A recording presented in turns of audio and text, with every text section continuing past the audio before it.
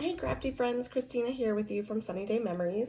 So as you can probably hear in my voice, I am sick, so I do apologize that my voice is a little raspy for the video this week. But I didn't want to miss doing it for you guys because I have this really great card that I really love how it turned out. I think it's just like very visually interesting. It's got a lot of fun techniques to it, but it's actually really pretty simple to do, so I think you're really going to enjoy it. Before we go ahead and start on that, let's go ahead and look at the papers. These are the Floral Delight papers that we've been featuring this month. As I said previously, they're just so, this is like my favorite collection. I think it's just so cheerful with all the yellows and a little bit of blue in some of the papers on the one side here. And then when you flip it over, you've got some of the smaller prints here that work beautifully with it as well. So let's go ahead and start talking about the pieces for our card. So for the card, it's a standard size card. I'm an A2 card, so it's 8.5 long by 5.5 tall. And then I'm scoring it at 4 1/4. I did want to note that I am using the two-tone. This is the Old Olive. I'm hoping it will show through in the camera here, where it's got the lighter and the darker. I did that because I really like how it peeks through. So you got this lighter part here with the darker part there. I'm also featuring the Delightful Wishes stamp set and dies that coordinate with this collection. And the inks that I am using are Old Olive, Crushed Curry, Daffodil Delight, and Early Espresso. So what else do we need? We also need, so in addition to this 8.5 by 5.5, we're also going to need a piece of the pattern paper that's 1/4 inch less. Let me just verify that real quick. I didn't write it down. Actually, I went less than that. So it is 3 7/8 by 5 1/8. So just a little bit more than 1/4. It's like 3/8. And then we are going to need a piece of, on my sample here, I did do the true Old Olive, but I'm going to use the light on this one, I think. And it measures, let's see, 2 by 2 3/4. And then I've got a die cut from our new, let me get the die so you can see it. This is the Framed Scenes die.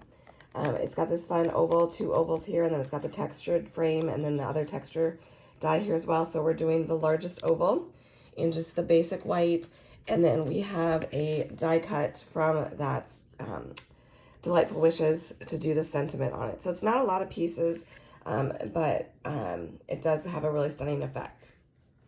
Okay, so you'll want to grab your paper trimmer so that we can go ahead and do that angled cut, and that's what's gonna create this fun look to this card. So because I want to make sure that the true Old Olive is face up when I'm cutting, make sure you, if you're doing the two-tone like I am, make sure you have that up so that way it is the same way. And so what we're going to be doing is you're going to be using that score line, the score line that was at the 4 1/4, and you're going to go ahead and line up. And let me just preface this by saying that you do not have to have them exactly as I do. I think that this technique could work altering the cuts a little bit, and you'll see in just a moment. But I'm going to tell you exactly how I did this particular one, just so if you want to duplicate it exactly like that. So I have the score line, this top part up here, and I have it, the first one at 2 1/2. So I'm going to go ahead and line that up at 2 1/2. And then the bottom here, the bottom of this score line, I have at the 3 1/2. So I'm using the bottom of my trimmer so I can make sure, and then I'm just kind of double checking that, again, the top is by that 2 1/2 and the bottom is at the 3 1/2. And then I'm going to go ahead and cut that off. And so now I've got this angled cut. So I close that, and then I've got this piece here. And so you'll see here that it should line up pretty close. Yep, just like my sample card. So again, I was using that score line, and that's where I'm going ahead and cutting. You could go ahead and make little marks on there if you wanted to, but I found that that was just as easy, just to use that score line, and that's how I did my cut. But if you wanted to do it at like 2 3/4 and 3 3/4, or however you wanted to change it, if you wanted a slimmer portion of your card or you wanted it to be wider so that you could write more in the inside, you could totally change that up. So again, just wanted to give you how I had done it. Okay, so then you're going to go ahead and you're going to take your pattern piece, and just a reminder, this one measured, what did I say? It was 3 7/8 by 5 1/8.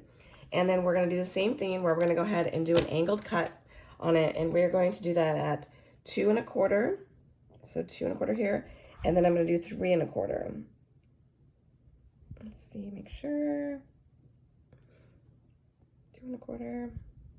and 3 1/4. Okay. All right, so now I've got 2 pieces here.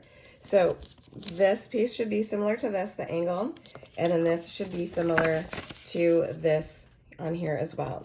So all you're gonna do is you're gonna go ahead and glue this down and leaving an equal border around. I would not worry so much about the base here. You're gonna have a little extra border, and that's okay because we're gonna actually cover that up. Okay, so I've gone ahead, like I said, and I glued down the pattern paper onto that front flap. And then I did the same thing here with this cutoff piece where I lined it all the way over to the right edge and flushed to the bottom. That is gonna leave extra here, but that's okay because we're gonna cut that off. Because what we're going to do is we're gonna go ahead and affix this so that it is flush here to the edge, and it's gonna go off the edge here, which we'll just trim that off. So the key is that you're gonna wanna use some strong adhesive. I'm gonna use our tear and tape, and you're gonna wanna make sure it's only on the flap. You don't want any tape over here because that will keep the card closed.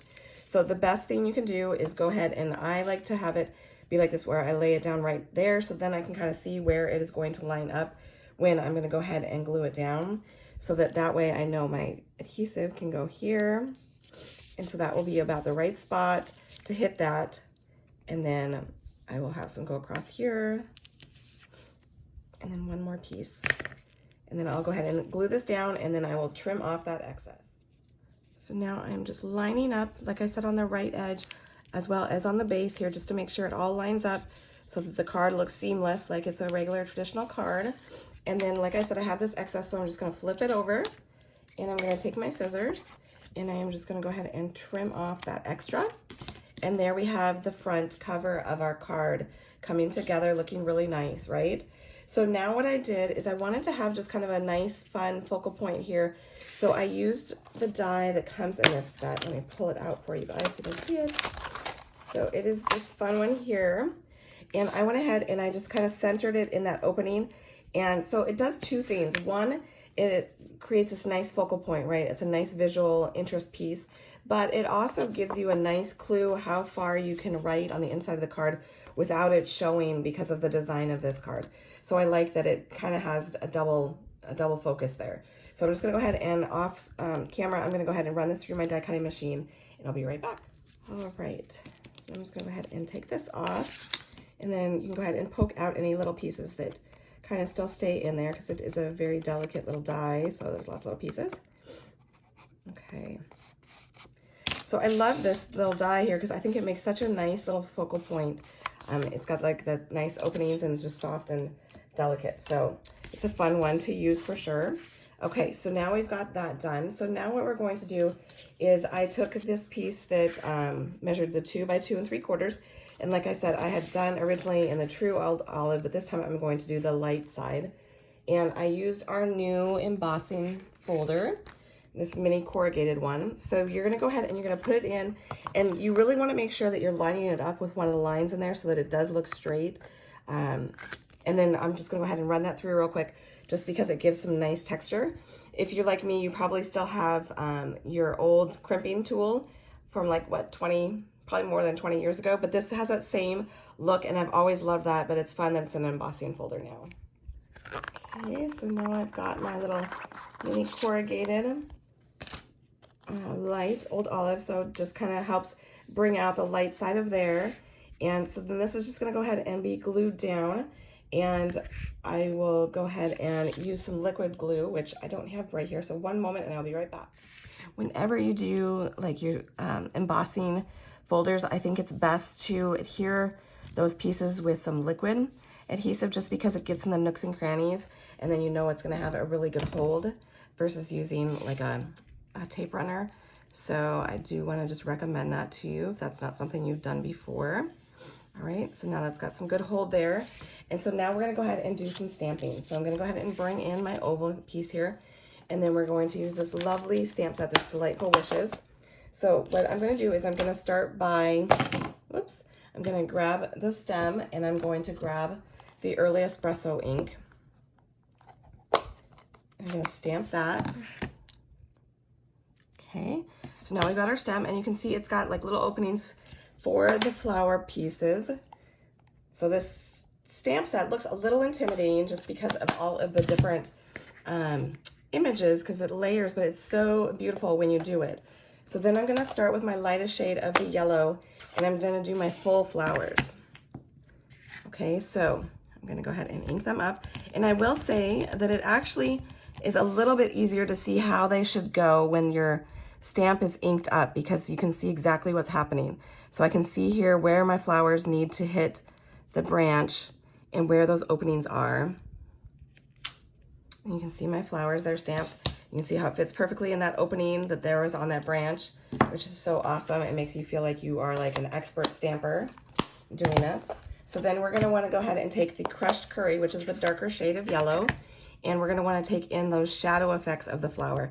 And this is kind of what I was talking about. When you first look at this image, you're like, I don't know how this is supposed to line up.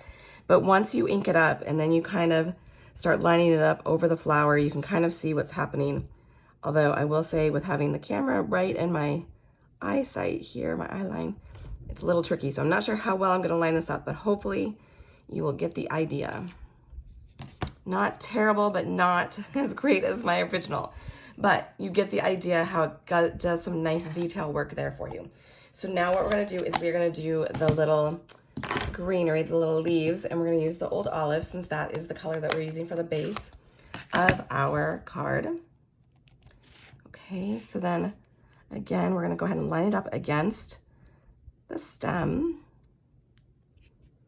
right in there. It adds a nice touch, doesn't it look so beautiful? Okay, so now my other detail that I did that I wanted to make sure I pointed out is I wanted to bring in some more of that brown. So I'm taking the early espresso and I'm taking the marker tip